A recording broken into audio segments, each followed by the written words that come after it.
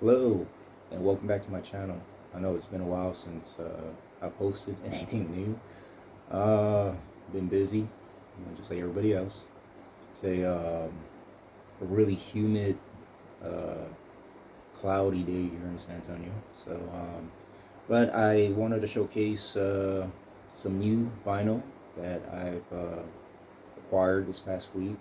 I know record store day just came and went, and I picked up one record for record store day, and I'll show it to you right now. And let me just get into it right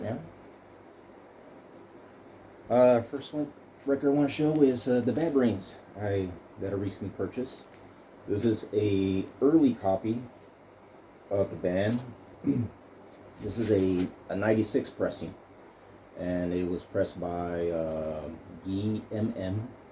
I think it's Direct Metal Masters. Excellent quality sounding record.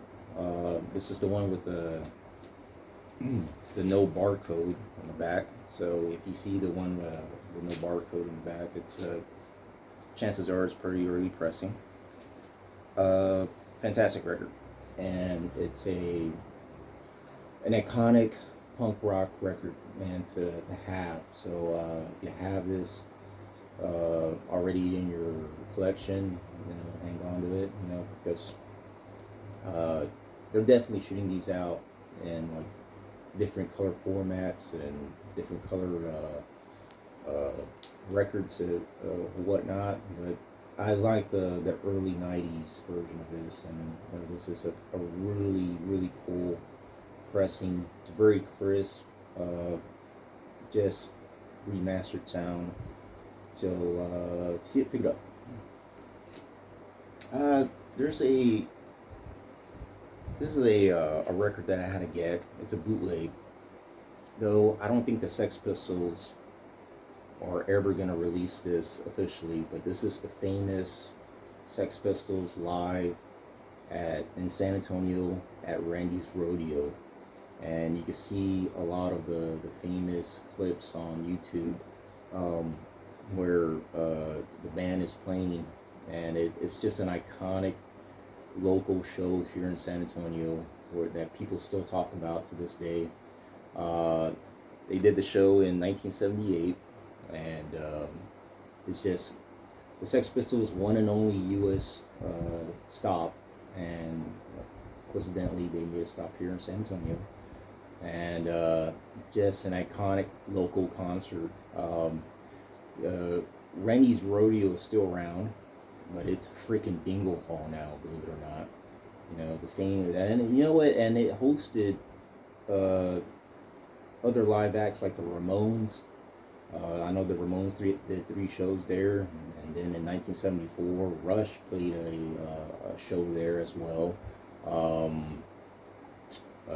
U2 played at Randy's, and the Beastie Boys. So it's just hard to imagine that such an iconic venue as Randy's Rodeo is now a freaking bingo hall.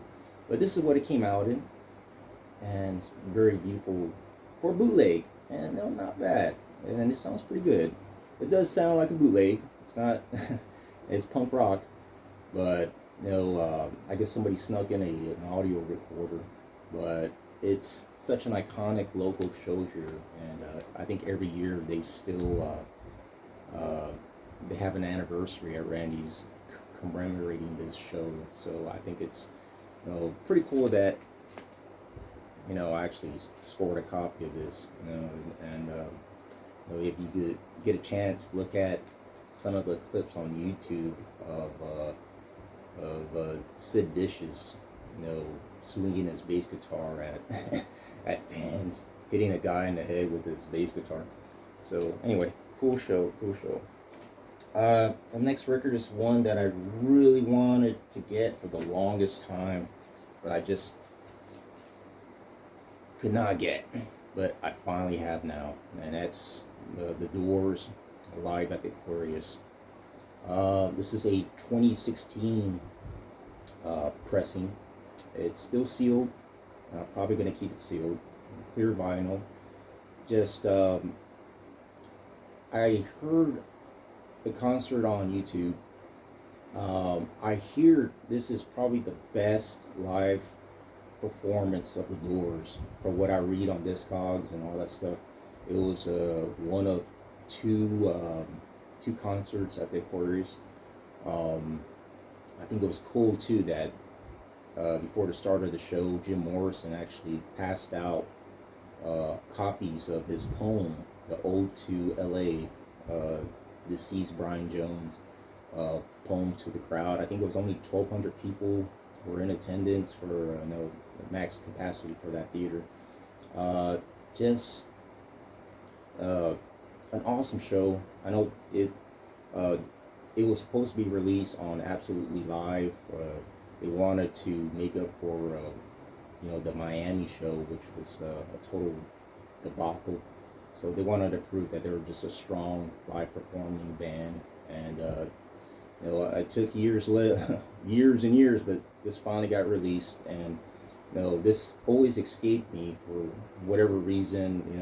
Maybe it was just too much or whatever. But I found this one for a reasonable price. Although it set me back about $110, $110. But I'm happy to finally own this. It took me 10 years, but I finally have a copy. So, yes. So it's just a your Doors fan, absolute classic to pick up. So, and my one and only record that I picked up on Record Store Day was the Pink Floyd live at the LA Sports Arena. Believe it or not, Pink Floyd did not, I guess they didn't, for whatever reason, record their live performances in around this era, 1974, 1975. So, the whole "Wish You Were Here" concert era, it's all bootleg. So this is a bootleg copy that was remastered. They went with, I think his name is Mark Millar, famous bootlegger that was at the show, snuck in all his audio recordings, and he recorded this concert. And they play all their hits on this box set. And the quality, yeah, it sounds like a bootleg, but it's got some good. If you into just listening to just the music, you're not gonna be disappointed. The vocals, yeah, it sounds a little muddy. Some parts you do hear David Gilmour or whatnot. For what I understand, the band thought that the crowd was a little too rowdy for this performance, and they didn't seem to like it very much. But it is remastered by Stephen Wilson, and he does do a good job on it. Of course, I miss Record Store Day, and by the time it came around to the internet, this thing was sold out. My local vinyl shop was also sold out. Apparently, it's still one of the hottest records to pick up this week for Record Store Day. I just so happened to find a record store in Canada that still had this in stock, and I paid $82 for it, retail price, which should be around that price for bootleg, but I think the shipping got me for like $22 or whatever shipping to get it shipped into the States. But overall, $105. It's to me it was worth it. I don't know. I'm probably gonna keep it sealed. As much as I love listening to all this music and play music myself, but I'm gonna keep this sealed, and I'm probably gonna listen to it on YouTube and some other channels. But if you do see this, pick it up as well. I highly recommend. I know the prices for Record Store Day have just shot off the roof, and it's getting to a point where, if the only thing I could afford is to pick up one box set or whatever for one record, I'm gonna do it. But it's gotten to a point where I think last year I only managed to pick up the Ramones, I think that was the only thing I was able to afford, because it's just getting up there, man. I don't know what's causing the prices to just skyrocket, but yeah, hopefully it's a problem that could be managed. Hopefully the prices can at least come down just a little bit, man.